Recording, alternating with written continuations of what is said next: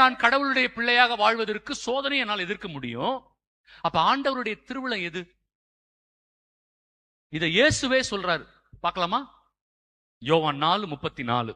இயேசு அவர்களிடம், என்னை அனுப்பியவரின் திருவுளத்தை நிறைவேற்றுவதும் அவர் கொடுத்த வேலையை செய்து முடிப்பதுமே என் உணவு. கவனிச்சிங்களா அந்த வார்த்தைய? நான் இந்த உலகத்துக்கு வந்ததே தந்தையின் திருவுளத்தை நிறைவேற்றத்தான். இப்ப இயேசுவே அதை கன்ஃபார்ம் பண்றார்.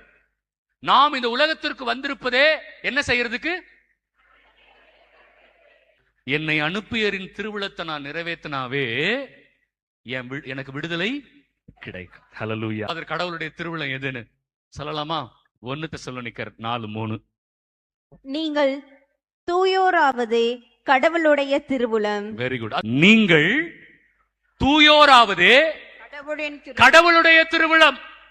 நீங்களும் நானும் பரிசுத்தமான ஒரு வாழ்க்கை வாழ்வதுதான் கடவுளுடைய திருவுளம்.